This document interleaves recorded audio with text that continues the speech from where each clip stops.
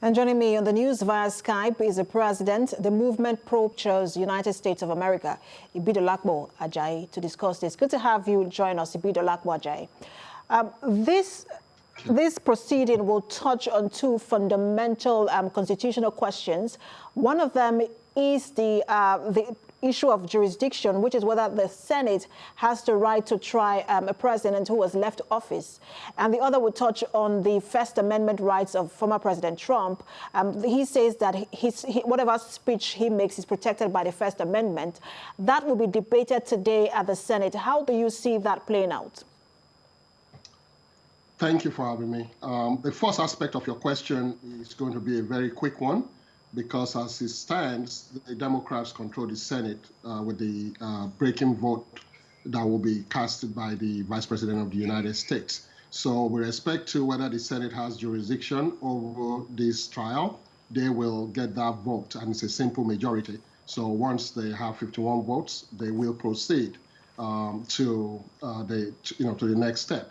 Now, the argument from the Trump impeachment lawyers or his defense team is that Trump was simply expressing his rights, freedom of speech, his First Amendment rights. And they are going to argue that as a private citizen, he's also not eligible for trial because he's no longer in office. As we speak, it's 3 weeks since he's been removed from office. So they're going to argue on that point that you can remove or you can't try a president that's no longer in office. And the Democrats on their side will argue that his being out of office is not enough, or it's not enough reason for them not to try him, because there's no constitutional law that forbids that. In my view, I see this as a means to finding a way to discredit Trump from being a political juggernaut in the future, because he still controls a whole lot of people out there. He has swords of supporters that still believe in him, that will still follow him, and he has loyalists also in the Congress. So they're not going to give the Democrats those 17 votes that they will need to convict him. But what they will be hoping to do is to cause enough damage to make him politically irrelevant.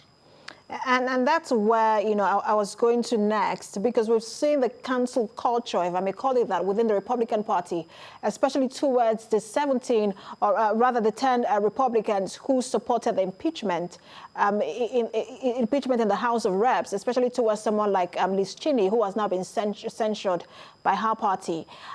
Do you think that this will even lead to a conviction at all in terms of that political damage you were talking about, that he might not be able to run for office again in the United States? Would Democrats have that? Would they be able to do that level of damage with this impeachment trial? Well, they will put their case forward very strongly. What they will be hoping to do is to take people back to January 6th, when the event happened, and paint the picture on live TV of what Trump did with his speech on that day and the resultant effect, which we all saw across the world. So that's what the Democrats will hope to see, and they know that a lot of people are going to cringe when they watch that, including their colleagues in the Senate and also in the House. Because these were people that were directly threatened, including the then Vice President of the United States, Mike Pence. And there is no way you're going to watch that and not see the line that they're trying to draw and attach Trump to that. So that's their hope. Now, whether they can get a conviction, even the experts are saying it's unlikely that they will get that, but they will hope to really tie Trump to this, and in that respect, continue to help the Republicans who want to be rid of Trump to have something to go by, because there is this in-house war going on in the Republican Party where some of them want to be rid of Trump's influence. They don't want this to be the party of Trump, but there's still those that want him and they want his base that are still fully behind him, especially when we're going to be looking at the midterm elections next year. So they're going to be, some of them are going to be hoping that they can still hold on to Trump's base, whilst the likes of Mitch McConnell are looking to get rid of Trump, the likes of Liz Cheney looking to get rid of Trump and get their party back. All right, so Trump's defense lawyers are saying that this is not a time to pursue a case like this or a trial like this. They are saying it's time for the country to heal. But Democrats are saying it is time to hold someone accountable. They are speaking in terms of accountability. Is it time for America to heal? Or, I mean, which of the arguments would you support, healing or accountability? The truth is, in my opinion, I feel the president has to be held accountable. What we saw that day should never happen in a country like the United States, where everybody holds this country as a beacon of democracy all over the world. So there has to be some accountability for what happened on that day. And yes, there should also be unity. It's just a little bit odd that the Republicans are calling for unity now when they were in power for 4 years. You know, what we saw was a lot of division.